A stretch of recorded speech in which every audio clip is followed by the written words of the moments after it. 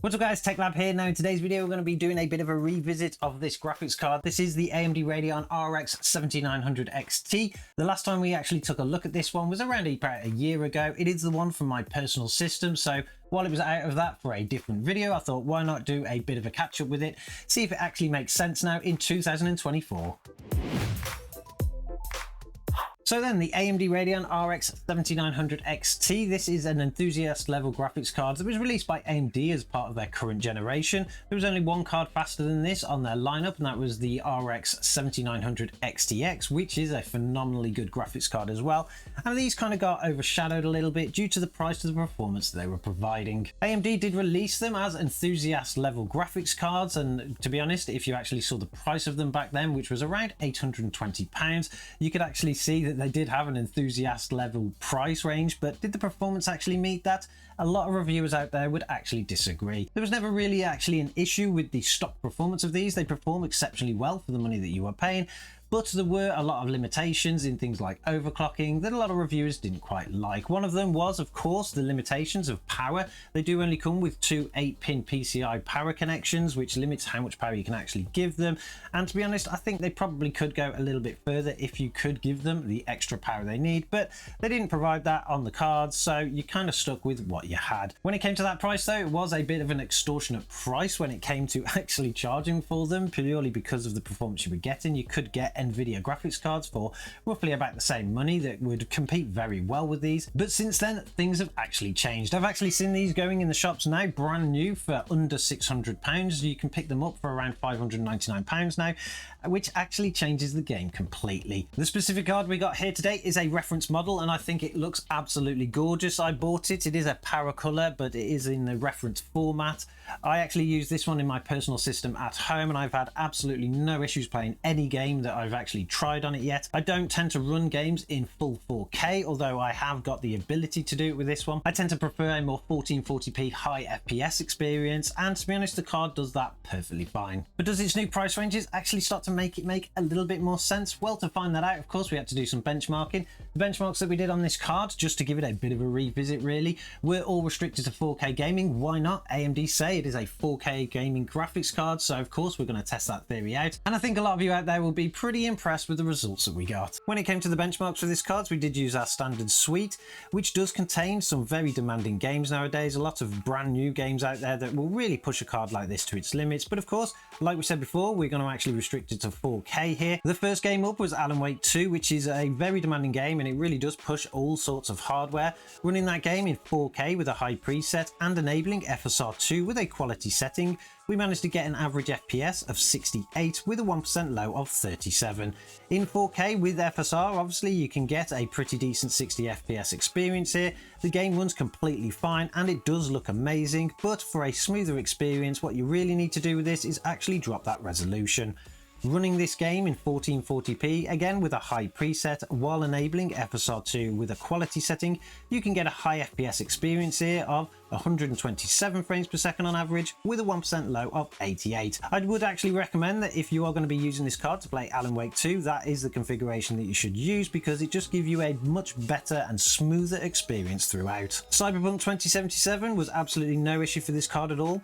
Running the game in 4K with a high preset, we managed to get an average of 63 frames per second with a 1% low of 52. The GPU has absolutely no issues here, hitting 60 FPS in 4K, even without any help from software such as FSR. The gameplay is completely smooth and it looks amazing at this resolution too. Dead Island 2 is a very well optimized game and it runs pretty sweet on most hardware, and there is no difference here when it comes to the RX 7900 XT. Running the game in 4K with an ultra setting this time, we managed to get an average of 91 frames per second with a 1% low of 47. Being a much more well optimized game, it runs absolutely beautiful in 4K with this graphics card, even getting a near high FPS experience without any help from any kind of FSR at all. So that is a fantastic win, particularly when that's one of my favorite games as well. Horizon Forbidden West is one of the latest games that we added to our test suite, and it is an extremely demanding game as well, particularly when it comes to trying to run it on older hardware, but again, no issues for the RX 7900 XT here. Running the game in 4K with a high preset, we managed to get an average of 70 frames per second with a 1% low of 58. With this configuration, the game looks absolutely amazing. The high resolution gives it some real good crisp kind of quality and was absolutely no issue for the graphics card at all. It was a smooth playable experience throughout, so that is a complete win for this card here. RoboCop Rogue City is probably one of the most demanding games from this list, apart from Alan Wake 2, and it really did show when it came to getting a smooth gameplay experience from this graphics card. Running the game in 4K with a high preset in a native resolution, we could only manage to get an average of 45 frames per second with a 1% low of 22. That meant that the game wasn't that smooth at all, but of course in this game we have access to some very fancy tools from AMD.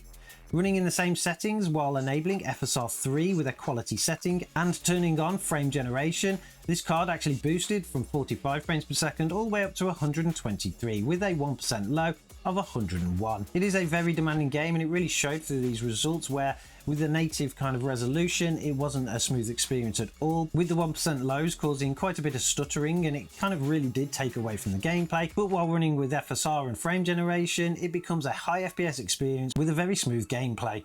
This really goes to show the power of frame generation with cards like this, really being able to boost them up to those super high resolutions, and to be honest it had little negative effect on the quality of the game. It ran absolutely smooth and it looked amazing too. Starfield is another quite demanding game, but it has got better over time with its updates, and with the RX 7900 XT you could get a pretty decent 60 FPS experience in 4K.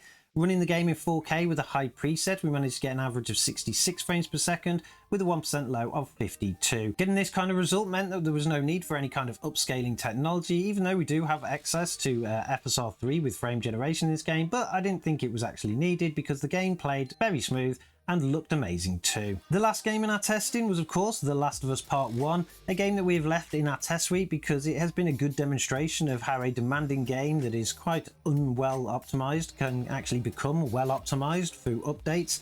Running the game in 4K with a high preset in a native resolution, the RX 7900 XT managed to get an average of 61 frames per second with a 1% low of 47.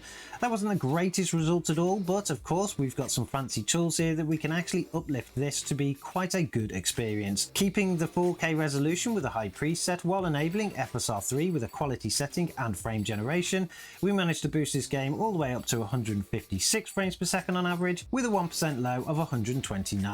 The many updates that this game has had has obviously made it a much better experience to play on pretty much most hardware, and there was absolutely no difference here for the RX 7900 XT.